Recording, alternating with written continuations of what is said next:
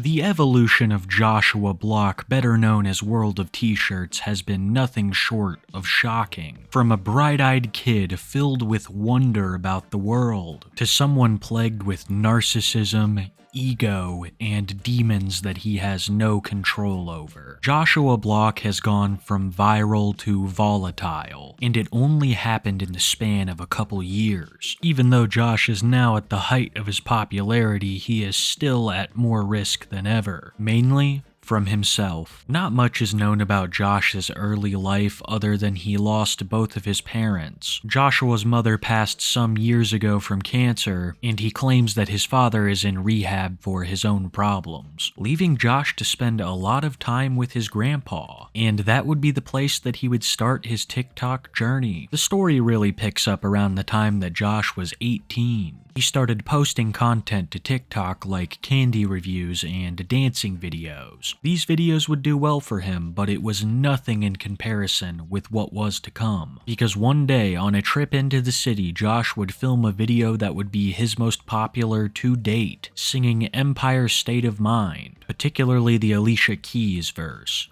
Yeah, yeah, in New York, concrete jungle where dreams are made of. There's nothing you can't do. Now you're in New York.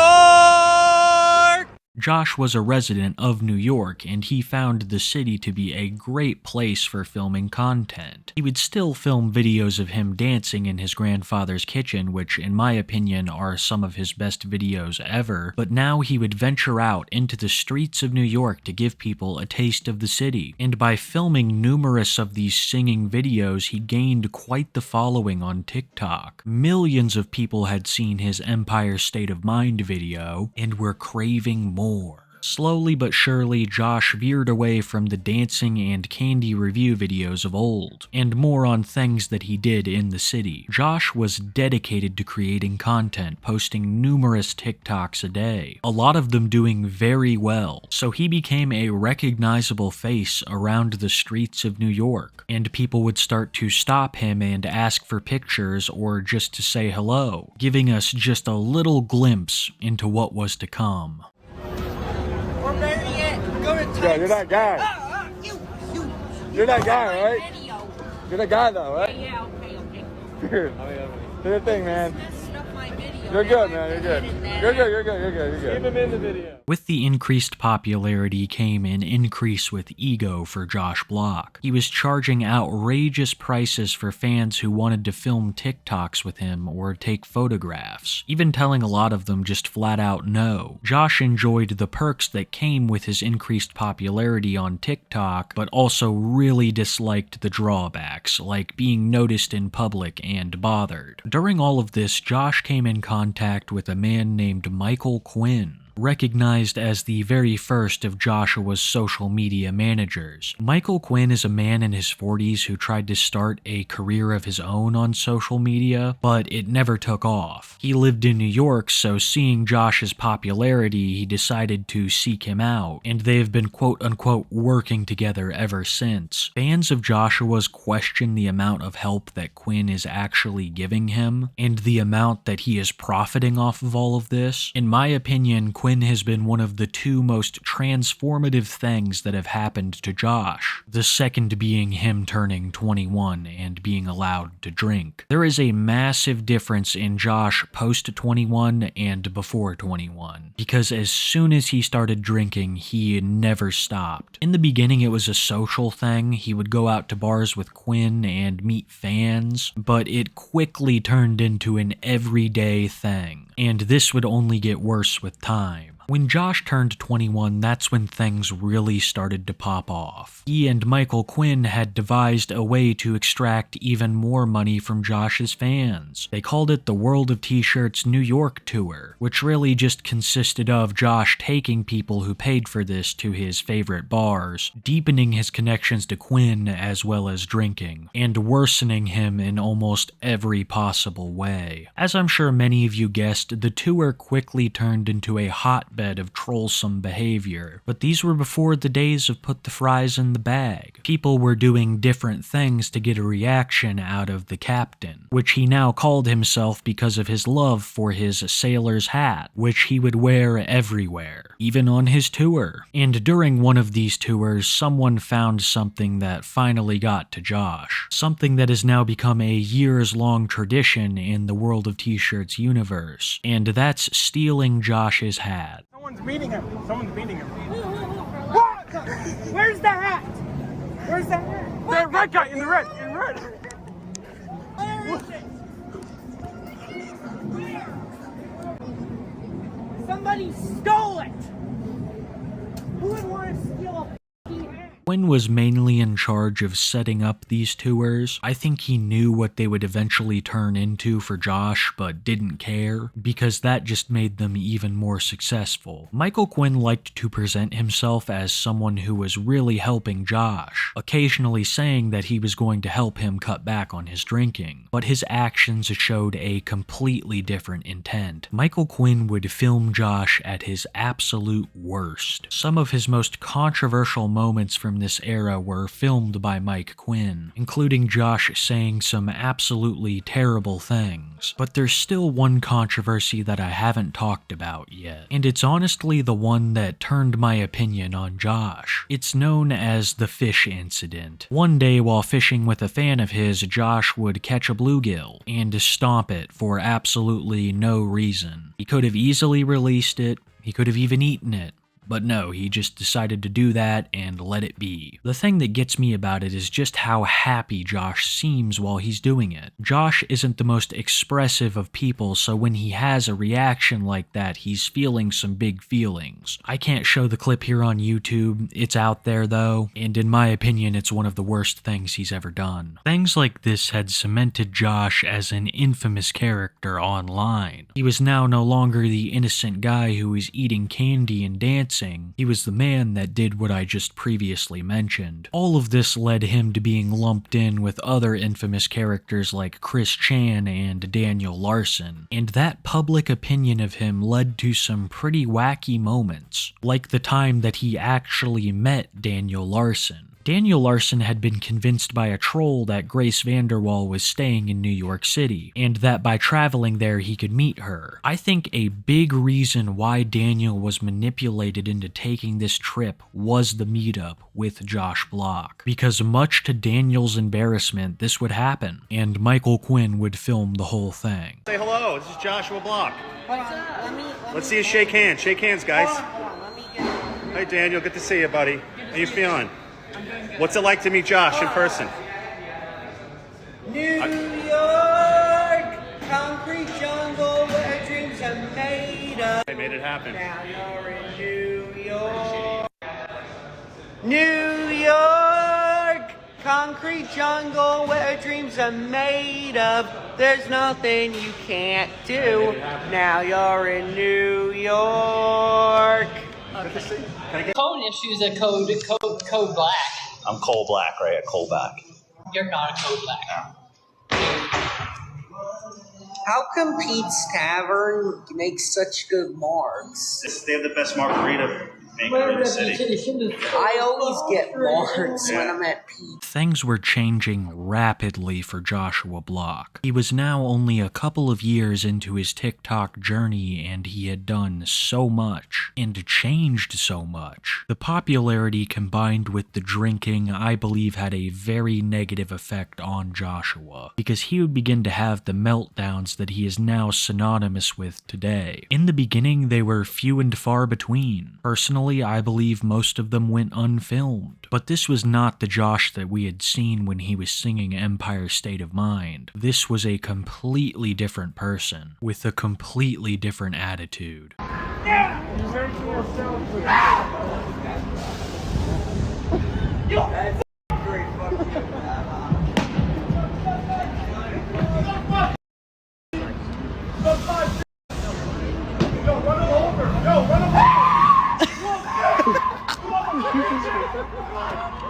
I got it. You're a racist piece of shit. Unemployed piece of shit! Oh, piece of shit! He said, "You're a piece of shit." I gave him a taste of his own medicine. When these clips went viral, it was very clear that people could elicit a reaction out of Josh. I have no idea what was said for him to attack that van, but it didn't seem like they said anything to him until he ran up on them. Either way, people were looking for more of this kind of content. They had become some of Joshua's most popular clips, and he was now more recognizable than ever in the streets of New York. It seemed like whenever he was live, at least someone knew who he was, and sometimes it went better than others.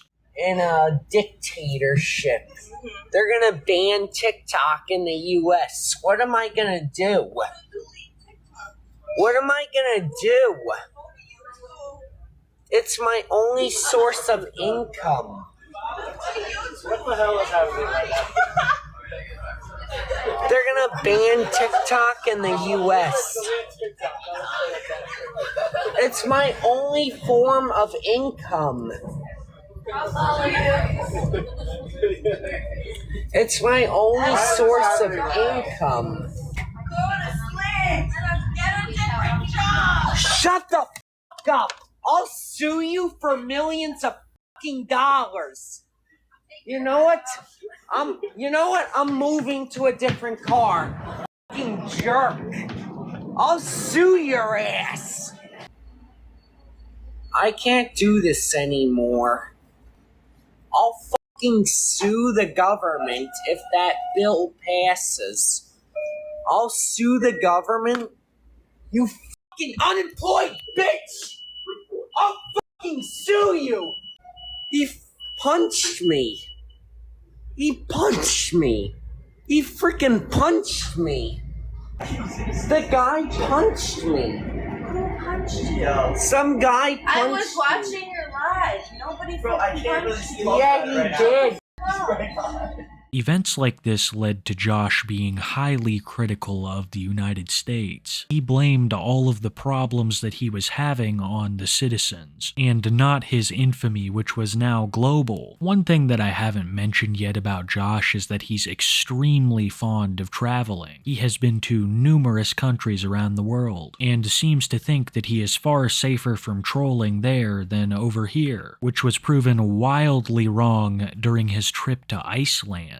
Josh's Iceland trip was extremely infamous at the time. He was mobbed by a group of young men who knew him, and then of course he had his hat stolen while live streaming. I will vomit that day. Whoa! Why did you take that? Get back here, you little thing! Stop him! Stop him! Stop him! Stop him! Ow! Why? Can you give it back? Please! Please! Oh my God. Josh would have a similar time during his visit to Las Vegas, where a fellow creator named Douglas Skates tracked him around the city. Douglas simply wanted to offer Josh a new shirt as he had been wearing the same one for over 5 days, but Josh was extremely afraid of him, running all over the place screaming that Douglas was after him, in what was yet again another very memorable moment for the era. Oh my God! Stay away from me! Douglas Skates randomly find you again, man. No! Everyone's saying, I just want to donate you a shirt. I don't want a gift. You've been wearing the same shirt for 4 days, man. I have shirts in my bag. Look, can you talk to me for 5 minutes? No! Come on, please. I'll leave you alone after talking for 5 minutes. You're creepy. Dude. You shady bitch. He sit back again. I don't know what to do. I don't know what to do. He's gonna rob me or something. Joshua's drinking was now fully out of control. When seen without it, he had the shakes. His paranoia was heightened by all of the recent interactions with quote-unquote fans, and he was starting to really develop the ego that we see in him today. Proof of this for me would be Josh's increasingly reckless behavior. At the beginning of 2024, Josh was arrested for subway surfing, an extremely dangerous activity which has resulted in unfortunate accidents. Josh was not only caught by the police doing this, but he'd also been drinking. Let that man go. Let him go. Let that man go.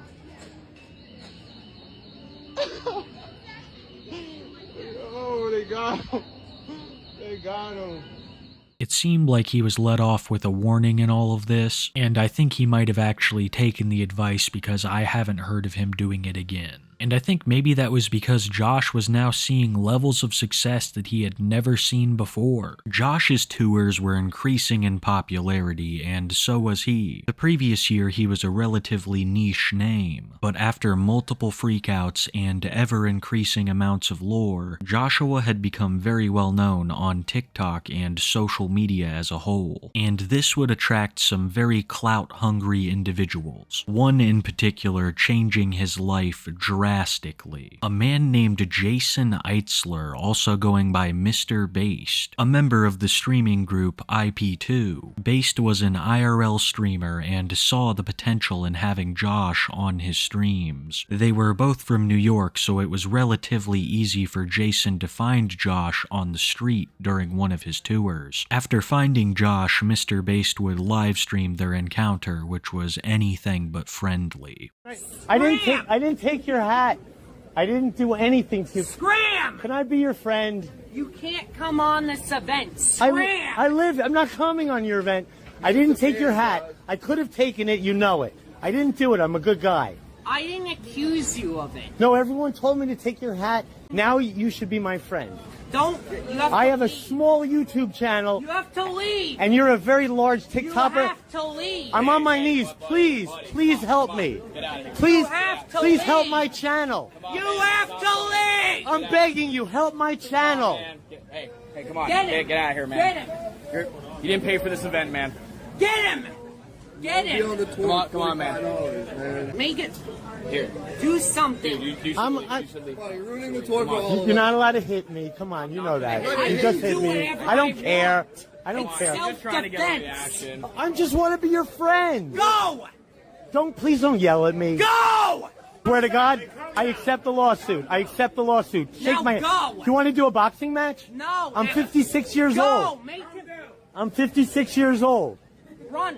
We gotta go. Don't run. Go. Run. No, don't run. Go.